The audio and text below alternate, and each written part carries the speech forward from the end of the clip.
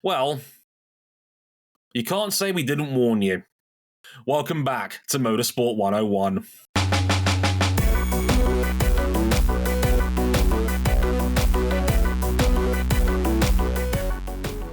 Amazingly, for once, the form book was right. Welcome to episode 501 of Motorsport 101. I'm your friendly neighborhood host, Dre Harrison. Glad you could join us as ever. We're here to basically be your support group for the evening because we're here to tell you that we told you so. Yeah, in as polite and in as subtle a way as we can, we're going to tell you that we told you so. I'm Dre Harrison. Joining me is Cam Buckley. It's just the two of us on this occasion. It's a cozy fit. We've kept the separate rooms this time because Cam didn't like the snuggling idea from our 499 episode on IndyCar.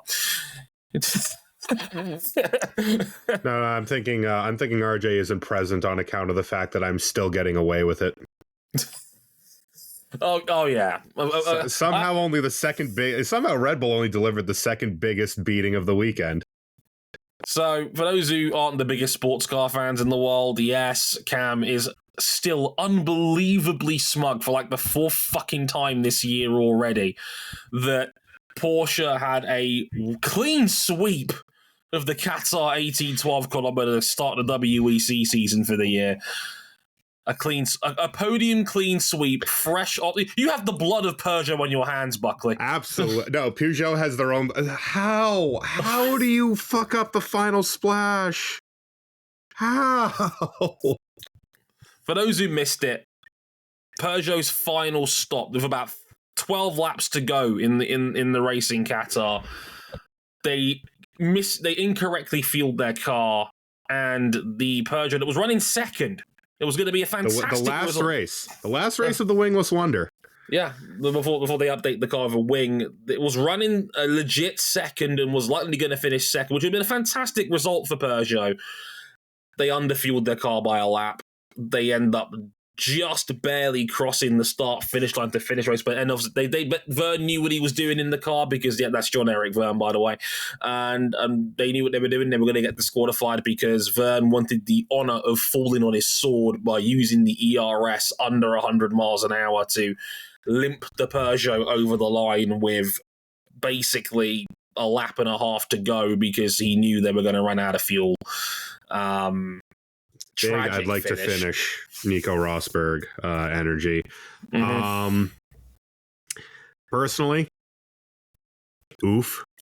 Yeah. That's I had to get back in the saddle again and fire up the Curse sports car account. Yeah.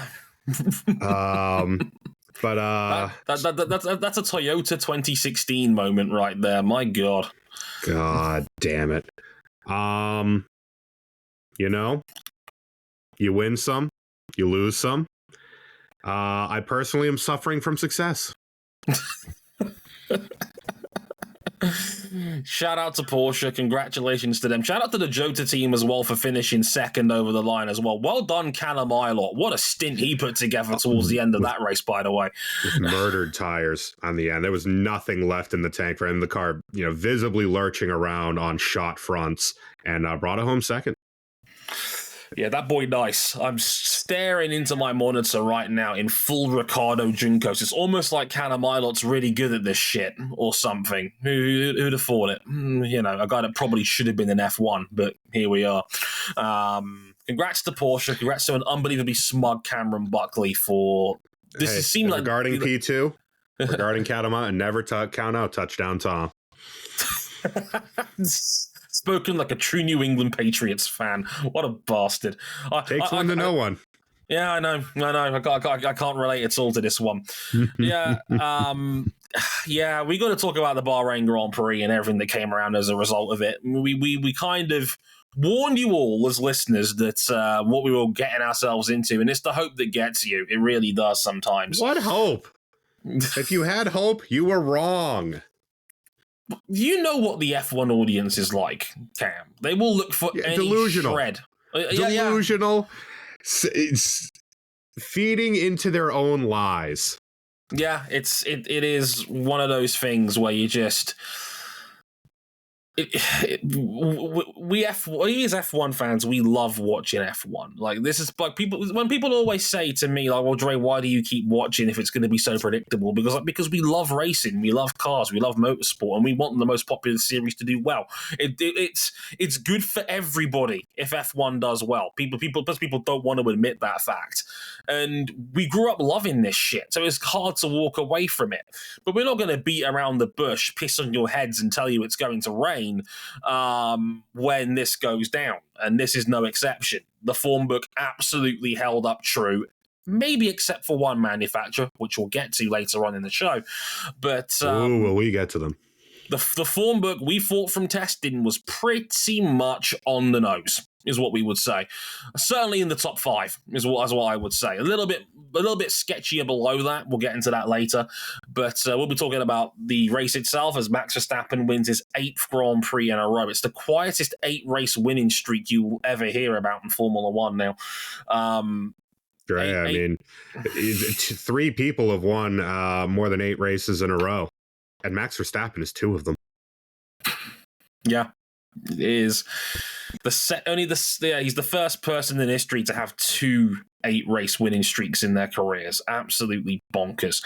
More on that as we get to it and how the field is shaken out. We're going to talk a little bit about Alpine because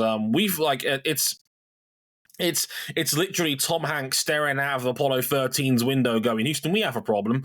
It turns out Alpine's was bigger than we thought.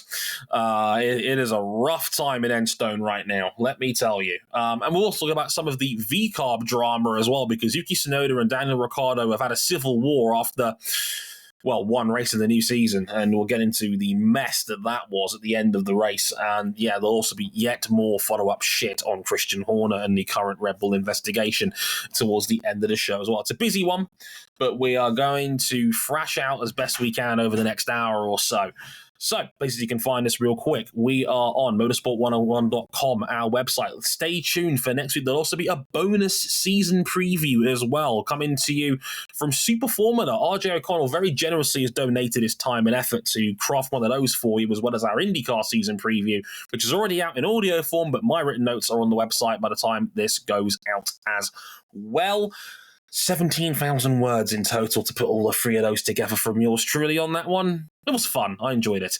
You can find us as well on Elon Musk's failed business investment at Dre Harrison 101 and at C Buckley 917. You can find RJ O'Connell at literally RJ O'Connell and the pod itself at motorsport_101 or on Motorsport 101 pod on Instagram as well. And if you really like us, you can back us financially on Patreon, patreon.com/motorsport101. $5 gets you early access to all of our content. You can upgrade to the $10 tier as well to listen to these episodes live as they're being recorded, is what Jason is doing right now. Thanks, Jason, for listening in as ever.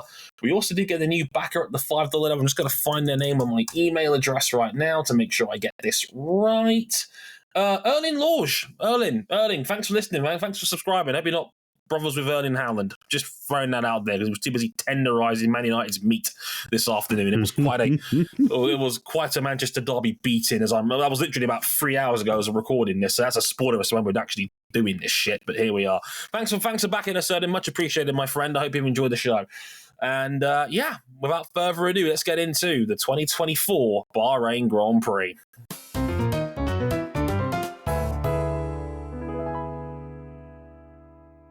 Some would say it's the hope that gets you. Not that I had any. Max Verstappen extinguished all hope early in this race to slam down a 4th career Grand Slam victory in Bahrain, dominating by over 22 seconds from teammate Sergio Perez for a Red Bull 1-2 and 25 seconds ahead of 3rd place Carlos Sainz, lead runner for Ferrari, who beat his teammate Charles Leclerc, struggling with a brake problem. The front brakes were misbalanced right to left by over 100 degrees at times. Wild Ungood. Shit. Ungood. But if you thought that was bad for your 2nd place team, it was worse for your 3rd and 4th place teams, as McLaren and Mercedes both had niggles of their own via electronics and power unit problem overheating, respectively, and Aston Martin taking over the mantle as the no man's land runners, rounding out the points. Dre, what were your big takeaways now that we've seen these cars run in anger? I'm quite proud of myself because when I wrote my F1 season preview, I put a tier list at the bottom of the piece describing how I thought the pecking order was going to play out. And I was almost spot on in how this actually played out in the end. I was probably a bit too generous to Alpine, but maybe they'll figure their shit out down the road and it'll end up balancing out roughly. But I mean, the top 5 teams were exactly as the form book suggested. It was there's now a clear haves and the have-nots when it comes to F1, and we'll get into some of the nitty-gritty behind that in the Alpine section later, but the form book was true. It absolutely held up. The status quo has pretty much remained the same. Red Bull beat that ass. Again, they leave the door half open in qualifying. If Charles Leclerc can nail a lap, maybe he can beat Max to pole. I'm almost getting bored of the Verstappen-Leclerc front rows at this point because they are the 2 best qualifiers in F1 at this point. But yeah, Leclerc tried, got on the front row, couldn't beat Max. Max nailed his start of the turn 1 and the race was already over. Jason quite rightly points out in the chat, one of the rules that went under the radar going into this season, they have changed the DRS rule now where it kicks in on lap 2 rather than lap 3. That's a new rule that DRS will now be active only 1 lap after a restart as opposed to 2. Well, Dre. And it didn't matter. Yeah. How did Max respond to that? Oh, he punched out a second gap on lap 1. Yeah, he was 1.3 seconds up by lap 2, and the game was over. It was like Max has inherited Sebastian Vettel's lightning rod ability. Or if he was playing an RPG, it'd be like, yeah, make sure you're guaranteed a 2-second gap by the end of the second lap. And like the peak of that Red Bull under heavy fuel, it was going 8 tenths a lap quicker than everybody else. It was like a 4-second gap in 5 laps, and yeah. Game was over at that point. Well, it was fun seeing the Ferraris, George Russell, Sergio Perez run relatively close and beat each other up a little bit. That was fun in the first third of this race. But once they got onto the harder rubber, it was the same old story. Max is on a completely different stratosphere to everybody else right now. He's got half a second on everyone, including his teammate. It's remarkable what he's doing right now. Yeah, I mean, the beatings have continued and morale has collapsed, is the summary of this race. I mean, it's just like last year. You get close in qualifying, they leave the door half open, and that gives way to a complete shelling of the field in race trim. The averages would tell you that Max had about a half a second on the field. In reality, he probably had a hell of a lot more, but he didn't need to use it. He went for 1 fastest lap attempt, and he punched in a 1 minute 32.6 while no one else could even delve under a 34. Yeah. There's nothing you can do. Yeah, because he and Checo were the only guys who were able to run soft, hard, soft for a 2-stop race strategy. Everybody else had to go soft, hard, hard. Yeah, and Perez's hards running second, or his soft tires, held up just about as well as the hards of the cars directly behind him. There's a great radio message with Carlos Sainz, who had a great race running third. To be fair to Carlos, he did the best he could have possibly done in that car. He drove like a man who knows that he is auditioning for his career. Yeah, that man is chopped liver, and he knows he's chopped liver, and he drove like he was chopped liver. He basically sent it right up the inside of Charles Leclerc a couple of times. He drove hard, and I kind of respect him for that on that occasion. But there was a great radio message from Carlos Sainz, lead strategist at Ferrari, when he came out and said of about 10 to go. So when is the hard tire going to start to come to me? And afterwards, his race engineer said, "I'll get back to you." Yeah, I'll get back to you. Eventually, he came back and said it should be right around now, and that now never happened. Yeah, how well does that sum up Ferrari? So when is our strategy going to start to come into play? Oh, we'll get back to you. And it just never happened. Bless him. It's the testament to Red Bull and what this RB20 can do. It can do shit that no other car can do. It can run soft, hard, soft, be more aggressive on its tires, and it just doesn't matter. It's just got inherent built-in pace. It's too effective as a race day weapon. It's if you looked at it in MotoGP terms, it's a Sunday car. Sunday driver. Yes. And it's just devastating race pace. Max could gap the field pretty much at will whenever he wanted, and I think came over the radio and said, let me know if anyone gets close. No one ever did. No. And I think he's actually listening to Gianpiero Lambiasi's race engineer, GP, as well, saying, look, let's not go over the top here. And he didn't. If anything, Perez at the first half of that final stint was actually a little bit quicker. And then Max just started to turn it up a little bit. And next thing you know, it was a 20-second gap instead of a 15-second gap. He's got pace at will. It really is. He can just dig into an extra half second whenever he needs it. It's terrifying. What he's doing is shit we have never seen before in F1. Like it's Trey, his run from lap 19 to 27, his first sector, he never deviated from a 30.5 in the first sector. Again, every lap after lap, it's just metronomic.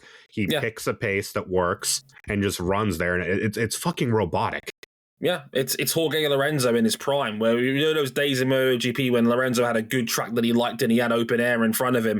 And if those days when Lorenzo was doing that, he was impossible to beat. It was metronomic. You just carve the smoothest, most precise lines that you could, and it just generates so much lap time. And that's just it. The mix of how Max can set up the car, how he can live with it, coupled to this. I mean, if anyone thought that a change in general concept was going to trip Red Bull up, it hasn't.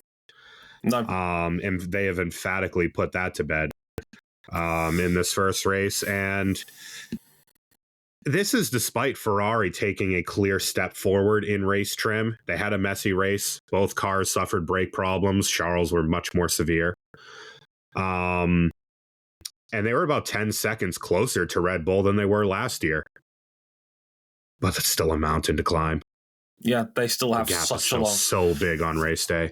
Yeah, they've got such a long... It just emphasized just how much of a long way they still have to go. They still have half a second to find, realistically. And how many times... More on race day. Yeah. How much has Red Bull even been stretched in the last year and change? Like, how many times can you say Red Bull was truly at 100% of what they could do? Maybe Singapore and maybe the back end of Austin last year. Yeah, and also was against an illegal car. Right. 2 legal cars, actually. Yeah. And Las Vegas, where their tire wear wasn't as good on the softer compounds, but Ferrari's Achilles heel last year was the harder tire. As soon as Red Bull put on the hard, they just started driving away. Yeah. Max was able to cut through and steal the win that Ferrari really had the pace to get. And I mean, it really emphasizes just the state of the play at the front of the field when the Mercs are overheating and have power unit problems. The McLarens have electronic issues. The Ferraris are overheating their brakes side to side, and Perez couldn't hear his engineer. Levels to these problems. Levels. Literally, in the case of Perez's audio levels. But yeah, what more can you say that hasn't already been said about it? It is absolutely destructive of the field, and everybody else around them is having niggles. They're trying to find their maximum, having little issues here and there. Red Bull have come in to the first race weekend of the year, professional job, and just beat the field over their knees again like nothing happened last year. It's just business as usual. Crack on. Yeah, if anything, there's certain things where, I mean, Max didn't put together a particularly great lap on Saturday. It was still enough for pole. Yeah. And so whatever this car might not have in qualifying trim, it has in spades on race day. Same formula as last year. Exactly. And with a major car upgrade planned for Honda's home event in Japan, which of course is round 4 this year, rather than back end of the season. Abandon your posts, abandon your homes, abandon all hope. Yeah, like there's some things that leapt off the page to me going into this round that was like, oh, This isn't good. And obviously, we've talked about Christian Horner at length on this podcast. We're going to do a little bit so again at the end of the show. It's just the gift that doesn't stop shitting all over everything we have to talk about. Yeah, it's this is the worst case scenario for F1. It's the biggest season it's ever going to have. It's a 24-round calendar. That's already exhausted enough as it is. On top of that, you've now had the state of the field largely not change. Like, it's as a whole, it's a close field, but unfortunately, the biggest gap is the one at the front, and that is a big problem. You've got the competitive balance of the field is still roughly the same as it was last year. They're reliable, so you can't even really rely on technical fuck-ups because this was the first F1 opening season race ever where all 20 cars made the flag. So you can't even bank on a reliability failure like you normally would because this is year 11 They of had a these perfect regulations. record last year. The only major mechanical they had last year was Verstappen's half shaft in Saudi Arabia qualifying. Right. Well, it didn't matter. He came back through in the race, bulldozed the field, and came back to second. Yeah, it was still a perfect weekend for Red Bull. Just the Mexican was in front of the Dutchman. It's as simple as that. They still scored the maximum amount of points available on the weekend, so who gives a shit? That was the worst weekend for reliability. They scored maximum points. Exactly. So, and look, even I noticed from F1 broadcasting, David does a great job over there. Like, DTS's ratings for season 6, like for like, were down 20% on last year. Like, this is worst case scenario for F1 right now, that you are likely not going to have, you're going to be asking a lot of your hardcore new fans that have come in to put up with this. That's just the reality of motorsport sometimes. Like, Red Bull is on a different stratosphere compared to the rest of the field. It's practically a clone of what happened 20 years ago in Bahrain, where we're looking at the first stint and Michael Schumacher is just shredding time out of the field. Yeah. He was up, at the same point in the race that Max was up by 10 seconds. I think Schumacher was up by 11 on Rubens 20 years ago. And you realize, this is going to be a long season. Oh, yeah. And just again, I mean, it's going to be a long season. And the shame in all of it is that the ATR restrictions and the cost cap are working. They are compressing the field. Absolutely. But a cost cap and limiting aero regulations or aero testing time, they will only hold your hand so much.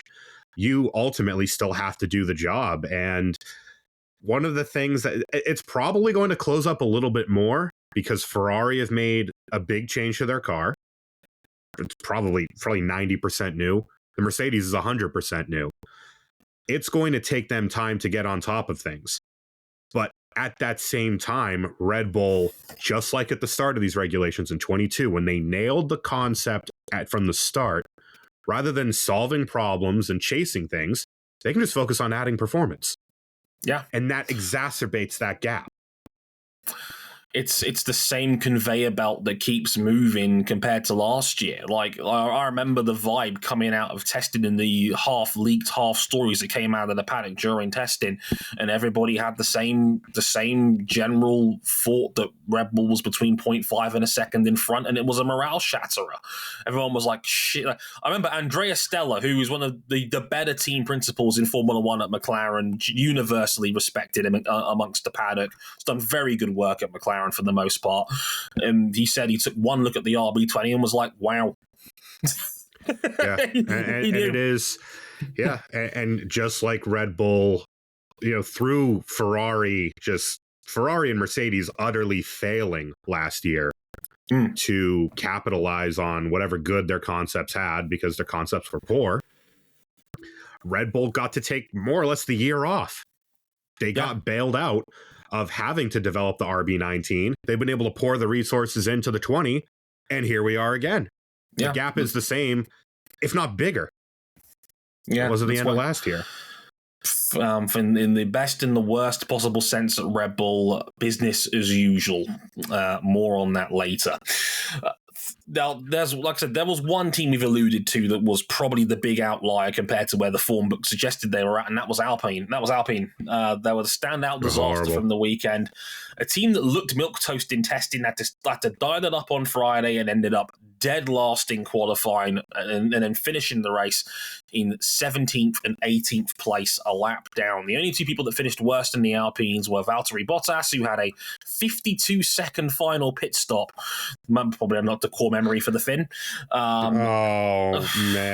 Machine Nut 2 Electric Boogaloo. Yeah, and Logan Sargent, who had his steering wheel fail at the end of his first stint. Poor man. He was actually driving really well. Was in 14th and doing good work. Might be the best I think he's ever looked in Formula One. All for naught. Yeah, steering wheel failed, and that was the effective end of his day, unfortunately. But turns out, mere hours before the Grand Prix had started, it was broken by Racing News 365, later confirmed by the race and others, that turns out the Alpine internal drama was bigger than we thought, because it had turned out that Matt Harmon, who's their technical director at the team, and Dirk De Beer, their head of aerodynamics, had both already resigned in the off-season and were only there now to serve out their notice periods. So, yeah, turns out there's going to be yet more staff reshuffling their positions as the season goes on at Alpine, which, oh boy, what the heck is going on there, Cam? I mean, I tried to tell you. I tried to tell a few people, and they didn't want to hear it. I mean, this is a team that usually runs heavy. They focus on the race side of things in preseason, but the car is horrible. Car is fucking horrible. I mean, it's come out through the grapevine, and the team has tried to play this down, but God, it looks it. They're supposedly about 10 to 11 kilos over the minimum weight, which means they're a hell of a lot heavier than the teams around them. How are we still talking about cars being overweight in year 3 of these regulations? Because they failed their crash test. Yeah, that'll do it. You have to overbuild the tub. And that just cascades. It hurts your aero if you have to make certain parts of the tub thicker. It hurts your weight, obviously. You have weight in bad places. It hurts everything. Yeah. Weight hurts you everywhere. If the weight is high up, if it needs to be, it hurts you even more. Their power unit is still a dog. I mean, if anything, the deficit of 30 to 40 horsepower from last year, if anything's probably only grown. Yeah, given we know that Honda, Mercedes, and Ferrari do what they can under this engine freeze to, if not increase performance, at least make the engine more reliable at higher modes to get more out of it for more periods of time. Yeah, more aggression. It wouldn't surprise me if they're closer to 50 off this year. I mean, what is good about their car right now? It is the pits. Okay. And it looked it. I mean, in qualifying, you know what's amazing? I mentioned that the cost cap and the ATR is working. Last year, where the times were for Alpine, it would have got you 6th on the grid. This year, dead last. 1 second covered the entire field in Q1, the most competitive ultimate running of these cars. Yes, the top teams do phone it in a bit, of course. But despite that, Alpine were a second off the top, and they were dead last. But Dre, that ballooned out in the race. They were on average 2 seconds a lap off the pace of Red Bull. About a 10th off of Williams, who had a horrible race. They destroyed their tires over at Williams. Kind of a shockingly bad event given the trajectory they've been on. It's the worst car in the grid, and they're a factory team. And what gets me is what sort of conversations were happening behind the scenes in this team, because Bruno Furman was made permanent team principal now. That was, he was interim when obviously Bernard Safnauer was let go in the middle of last season. Bruno Furman came in as interim. He's now permanent team principal. He's I think the 3rd or 4th team principal this team has had in half a decade now. I still remember Marcin Budkowski running this team. He's more of a pub quiz answer. Budkowski, Cyril Otmar, Marcin Otmar. Yeah. You know, it goes on. And now Bruno and Furman has a track record of being very successful. If you remember, he used to be involved with Peugeot's previous Le Mans project, which he knows what he's doing. Sometimes it blew itself up at Le Mans, but that car was fast. Oh, fast as fuck. Oh yeah, this is not necessarily a condemnation of the staff as people. These are people that generally know what they're doing. It's the overall structure. I mean, Prost is now gone.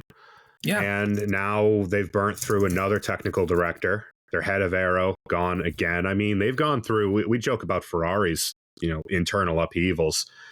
Alpine is doing like a Ferrari speed run of just the amount of staff that they're just torching through and going through. Right. I've heard that, to the effect that Alpine and Renault don't care. I think that's the wrong way to look at it, because if that was the case, they wouldn't be burning through the staff. They would just sit there. It's so bad. And the internal turmoil of this team and Alpine and Renault greater, they're just spinning their wheels. They were projecting last year, right, Dre? Remember, they came out of and last year's chassis, for what it was worth, very good. Got a podium on merit. When the power wasn't when it wasn't power sensitive, that car was good enough to nip at the heels of the front runners. Yeah, top 6 quality, easy. But that's just it. They were aiming to be 4th, but closer to 3rd. Well, they ended up 6th. Disaster. This is a fucking disaster. Yeah, the moment McLaren found their upgrade, Alpine was overtaken and passed in 2 race weekends. They got blown off by Aston before that. Yeah, and it was a complete disaster of a season. And look, from what I've been told, Matt Harmon is a very, very good technical director. He's a very good... someone's going to pick him up. He's quality. Absolutely. He's a quality technical director. Dirk De Beer knows what he's doing with aerodynamics. These are not... I need to stress this again. These are not bad personnel that are losing their jobs. Alan Parmain getting let go last year. A guy that had been with that team since the days it was named Tolman.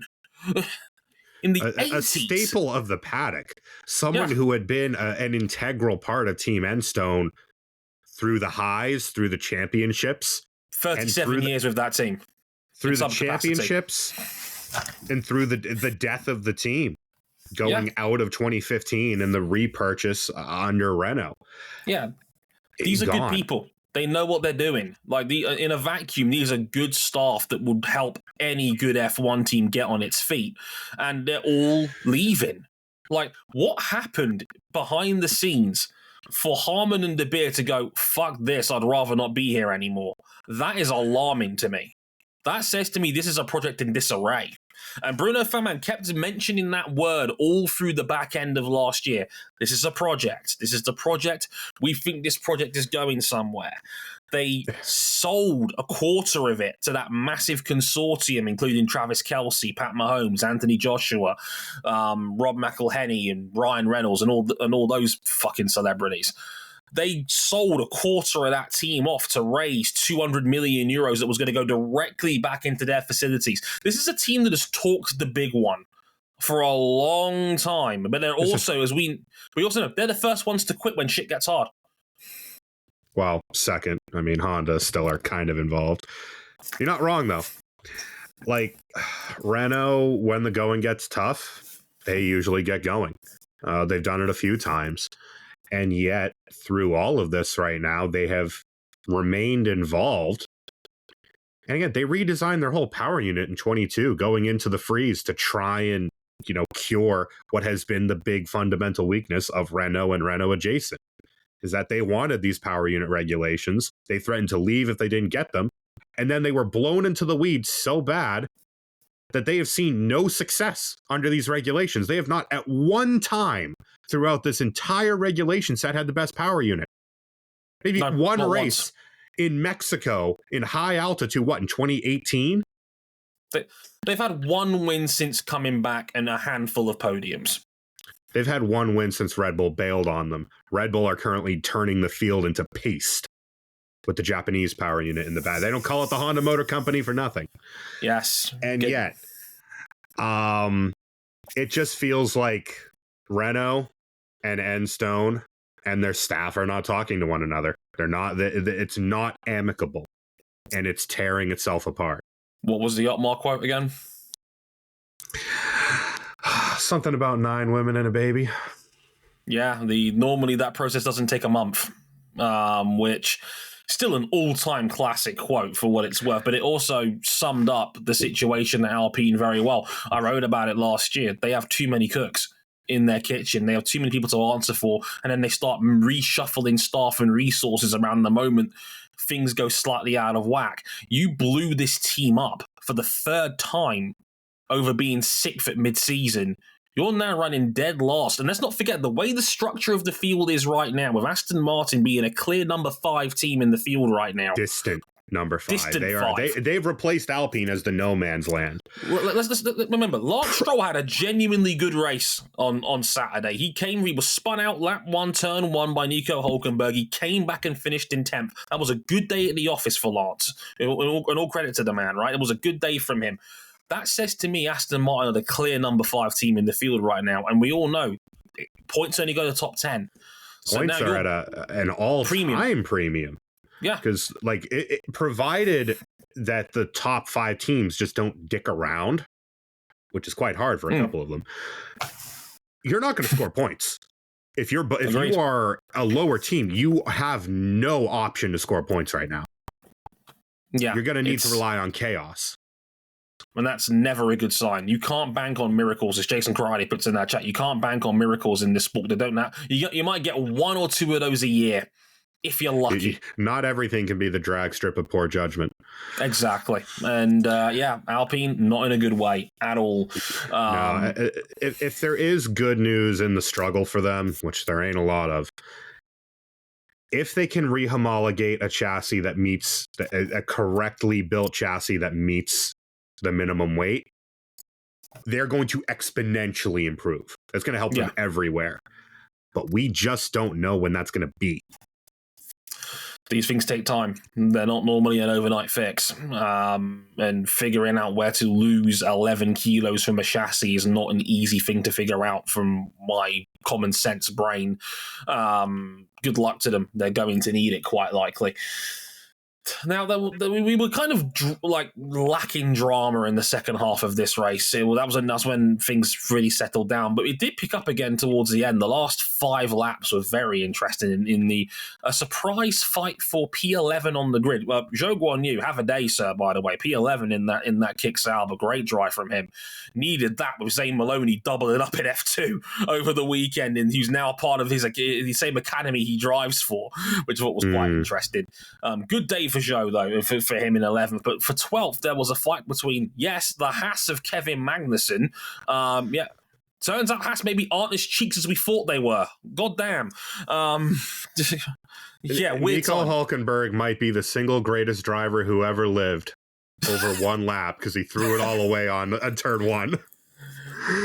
Hülkenberg qualified 9th, had made Q3 brilliantly again. Like the 9th time he's made Q3 since the start of last season. Doing this? I don't know how he does it, but his qualifying pace is sensational. But then bogged down at the start of the race and then hit Lance Stroll going into turn 1.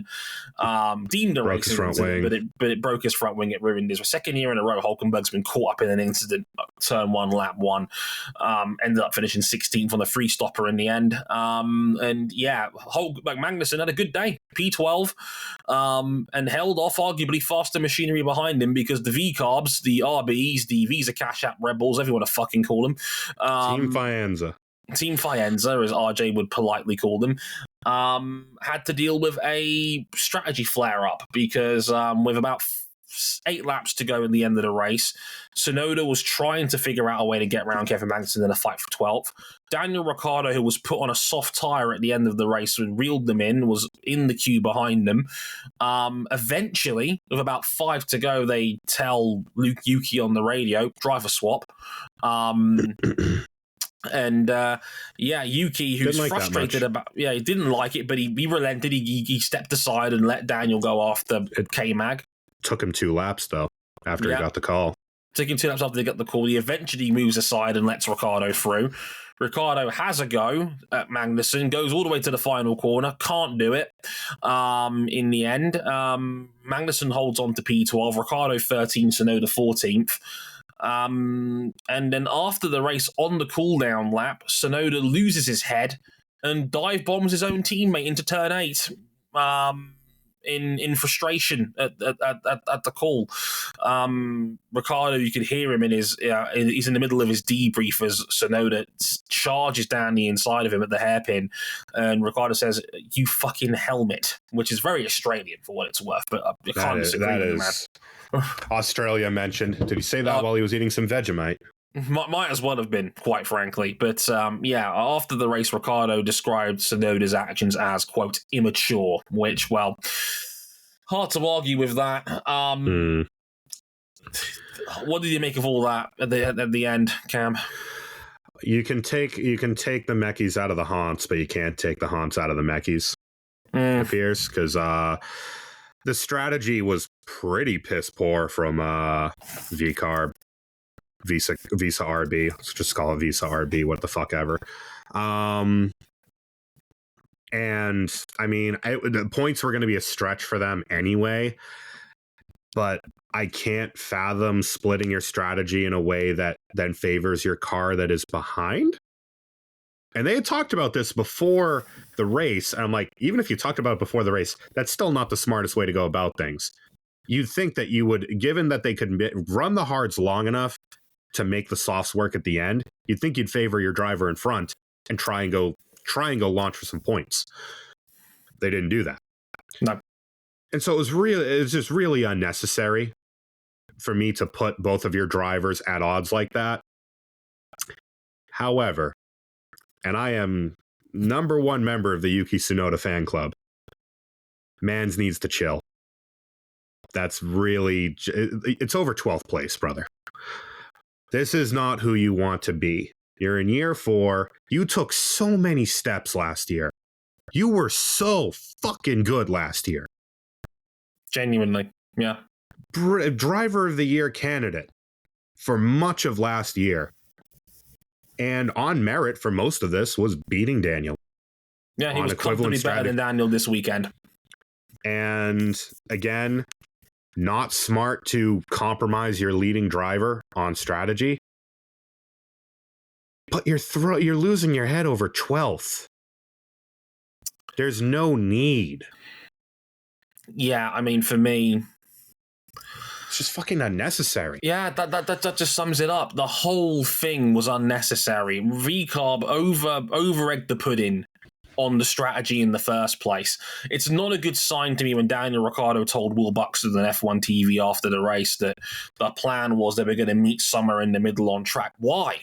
Why would that even be a thing in the first place? That's bad enough as it is. It was a poor strategy call. And look, I understand to an extent Yuki's frustration because it was a bad strategy and it was a bad call. I think a big component of it is that we talked about points being at a premium, right? Mm-hmm. If Daniel can go and get points, VCARB are good, but they're not that good. They're right boiling under the surface of points because the top 5 are just way out there. If Daniel scores that point, unironically, that could be like the death sentence of the driver-to-driver comparison for Yuki for the year. So to an extent, I get it. But it's just immature. It's not worth it. I mean, you are burning your bridge with... Yeah, you're burning. This is a brand new team principal. Like Laura Mekis is a good sporting director to run this team. This is the first race of a new era for the team, and you've already got your drivers at loggerheads for no good reason. Look, I can only echo Cam's sentiment. I'm a big fan of Yuki Tsunoda. I had him down for a guy that could have a breakout season this year. I really do think Yuki is a. He looked like it in qualifying. Yeah, he beat Ricciardo by about just under a quarter of a second. Most people don't do that. No, and he's a very solid pair of hands. I think he's been underrated for a lot of his time in Formula One. You cannot do this. This is straight up dangerous. He lost control of his car. He locked up under that dive bomb attempt into turn 8. He lost control of his car and dive bombed into the side of Daniel Ricciardo. Luckily, there was no contact. But if those cars hit each other right there and then, what the hell is he going to say after the race? Days of Thunder. He's just destroyed both my cars. You're Right. fired. You're fired. You're all fired. That's and honestly, wouldn't be entirely unjustified. No. Sonoda has like I am done with the cuteness that's been made with Yuki Tsunoda's anger.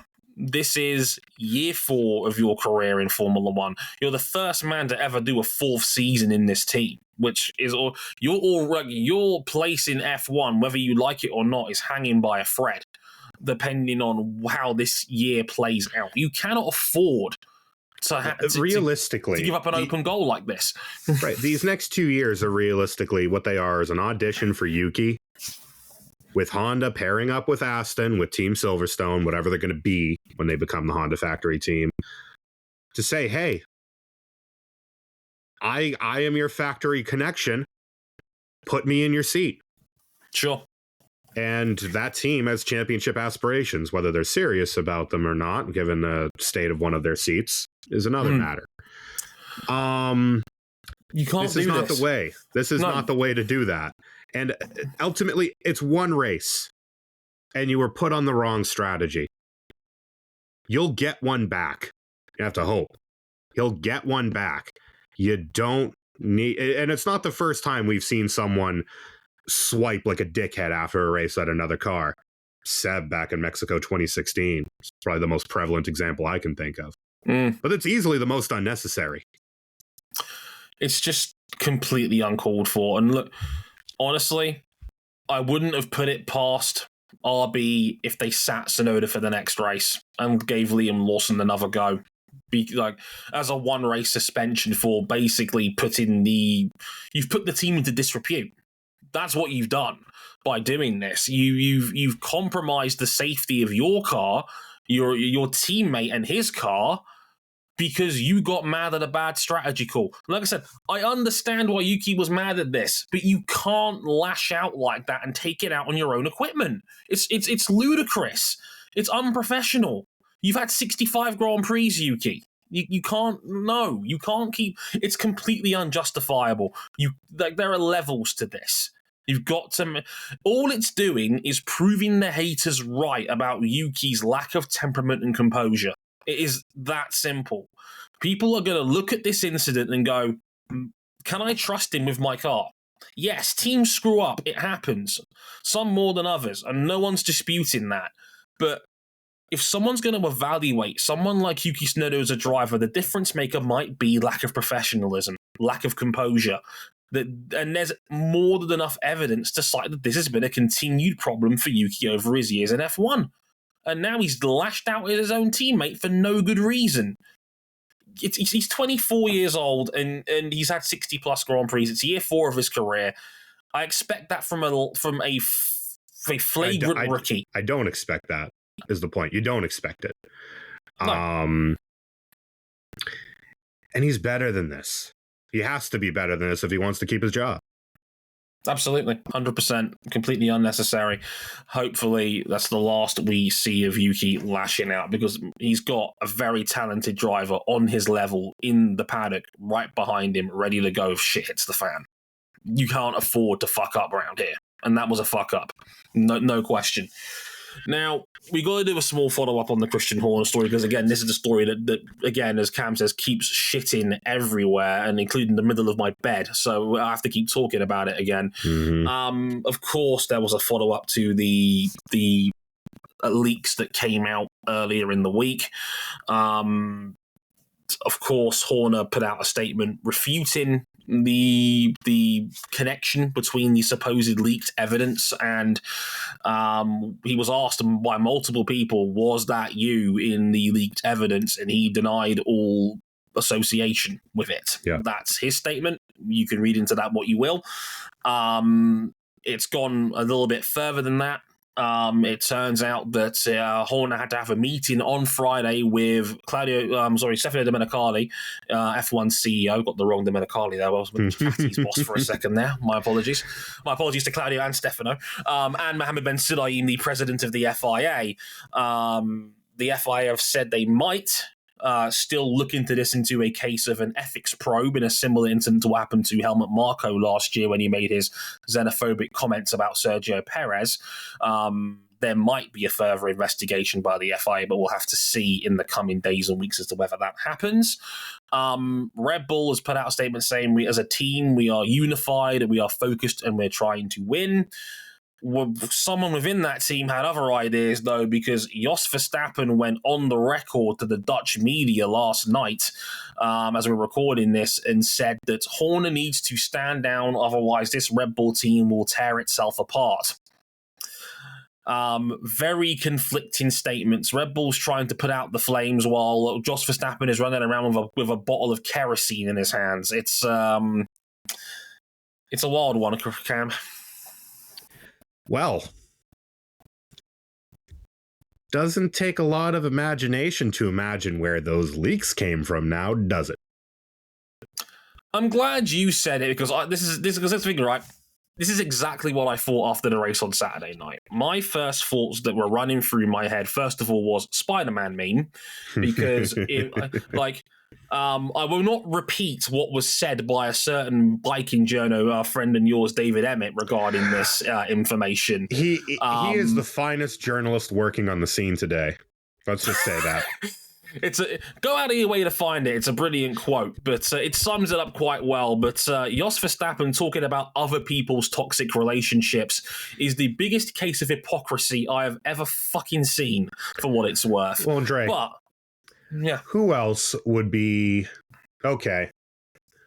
We know that ultimately this is not a case of vigilante justice dropping that leak out there.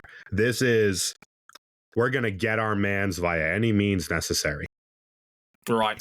I don't think this was a for the greater good leak, because that leak, if this evidence is true, and I still say right now, because right now, as of time of recording, 3:02 p.m.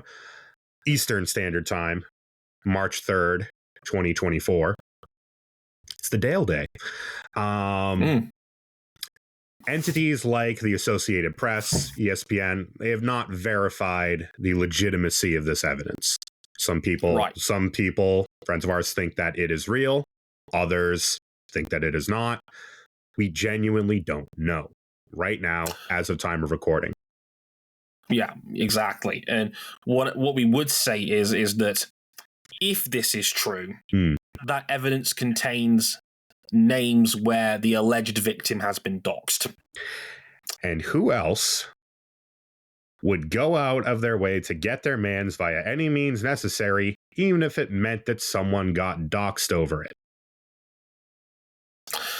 Maybe someone who doesn't have respect for women, with a proven track record of being disrespectful towards women, and that's being very kind in my wording of that last statement.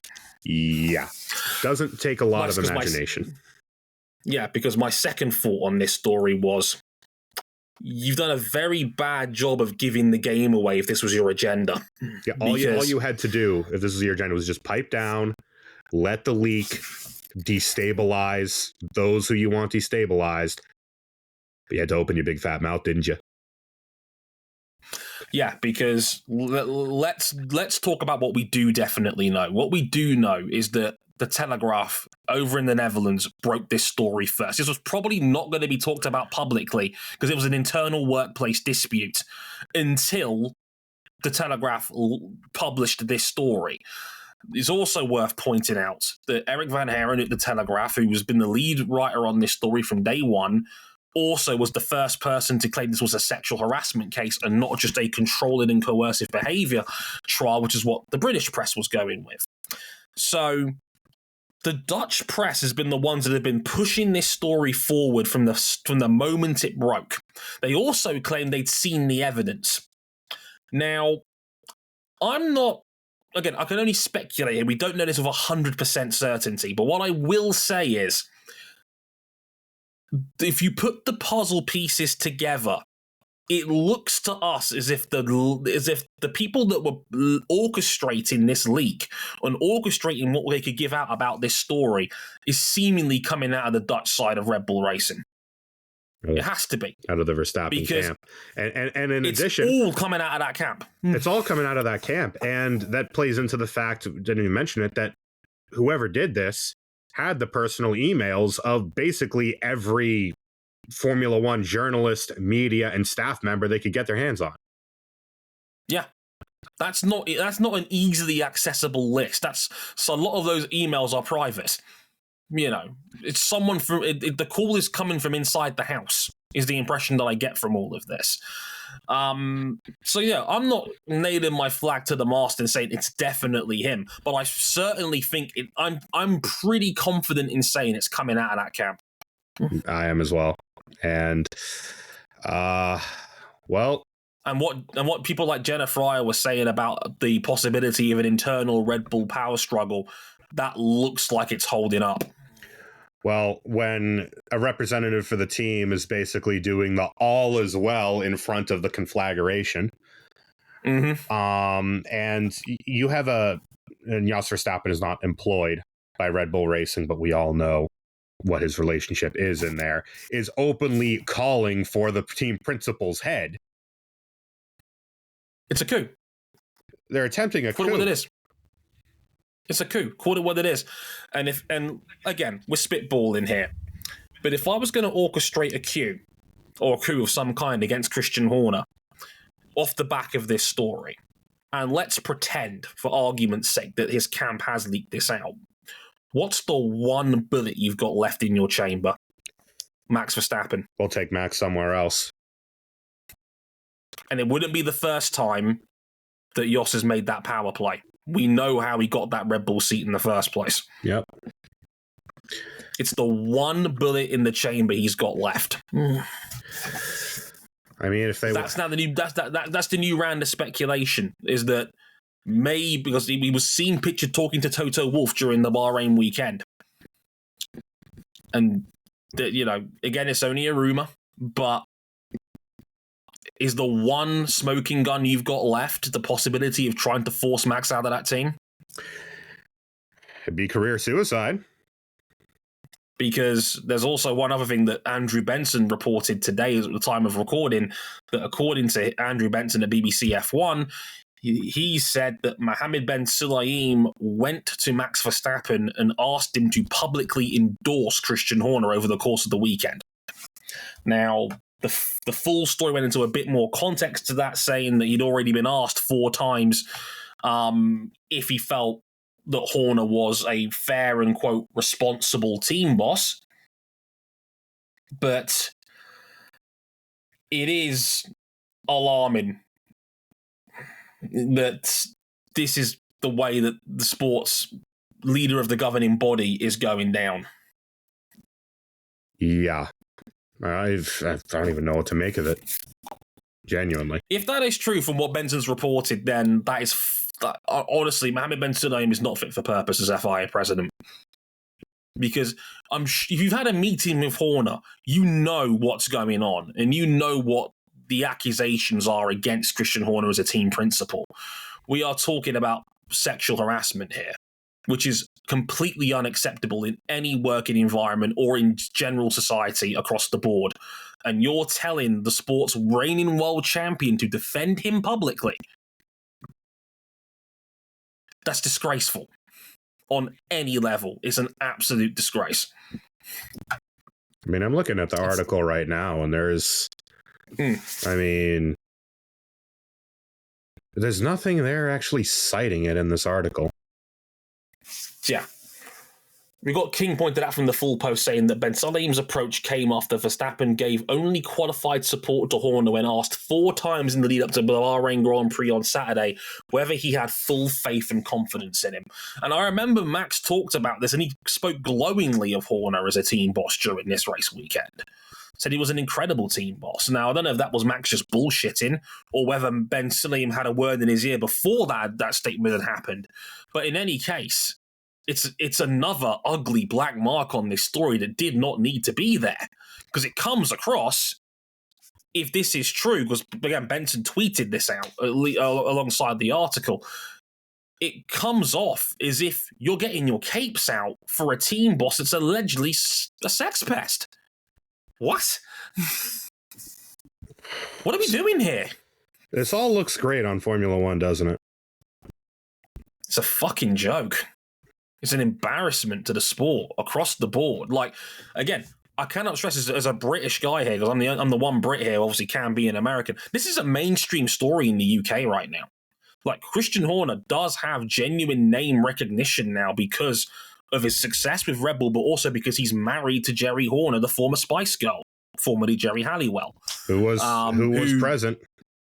Present, big show of solidarity, a lot of hand-holding, a lot of public affection and all of that, big, strength and pillar of the community type vibes. The whole thing is ugly.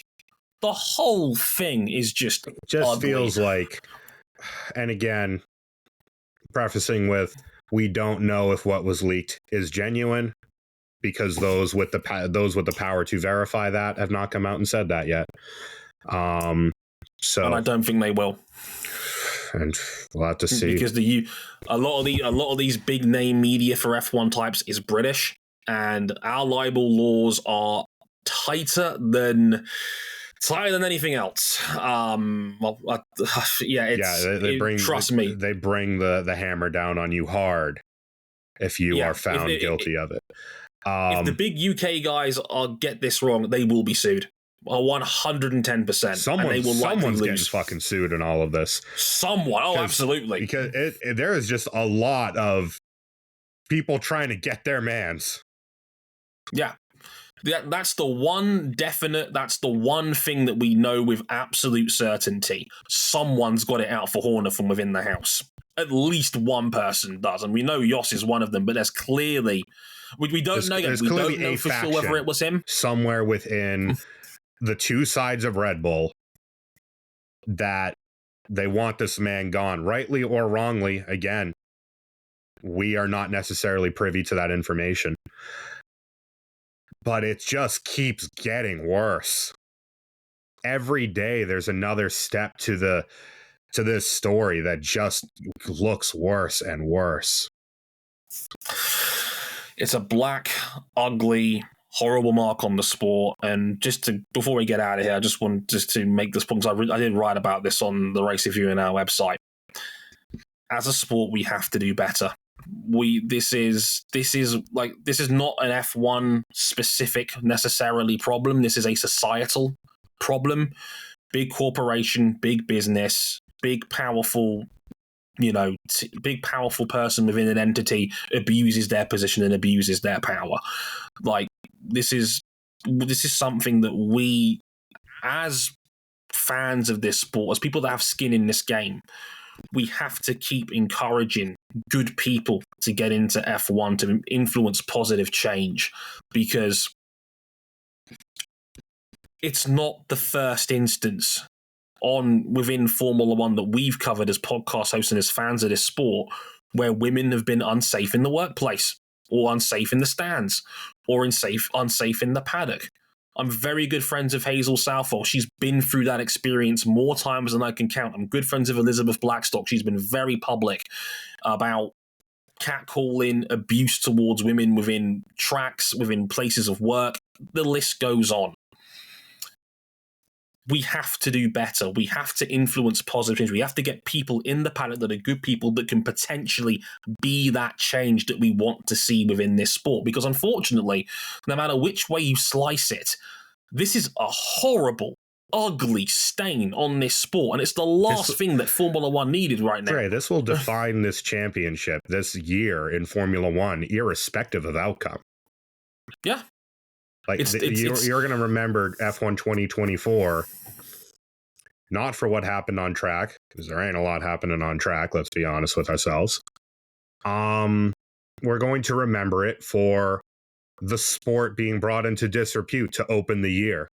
And then it getting worse for the next month. The call has once again come from inside the house, and I've said it before on this show, and I will say it again.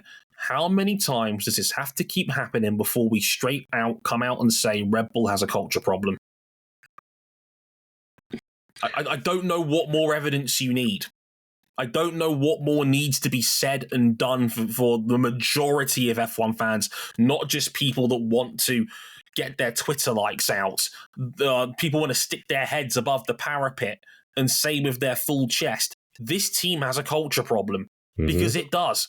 There's more than enough evidence over the last half decade of how this team has gotten down inside their own backyard that shit is toxic.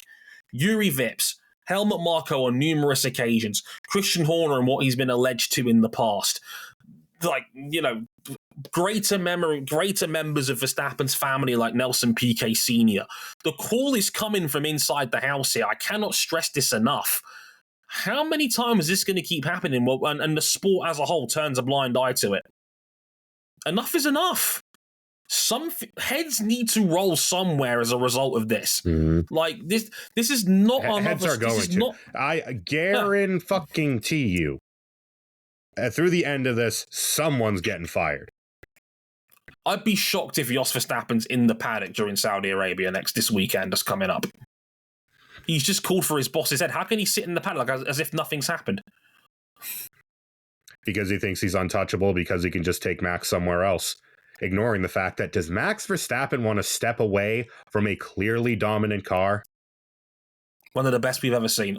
And honestly, if that's the reason that Horner ends up losing his job over this, it says a lot about the state of the sport, where at the end of the day, it came down to keeping your star driver that lost Christian Horner his gig, and not the sexual harassment allegations that have been leveled under his head.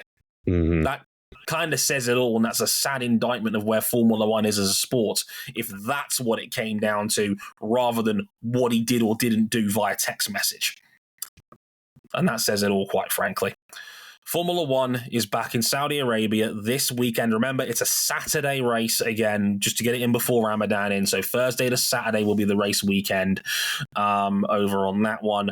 It's going to be a busy week next week. We're going to have a triple header of recordings, because not only is Formula One back in Saudi Arabia this week, we're starting our other two major season coverage. We have MotoGP in Qatar to start their season this weekend, and IndyCar starts their season at the streets of St. Petersburg next week as well. So a big, busy, blockbuster weekend of motorsport. The ball really starts rolling. I've been Dre Harrison. He's been Cam Buckley. Thank you very much for listening, and we'll see you guys next time. Sayonara.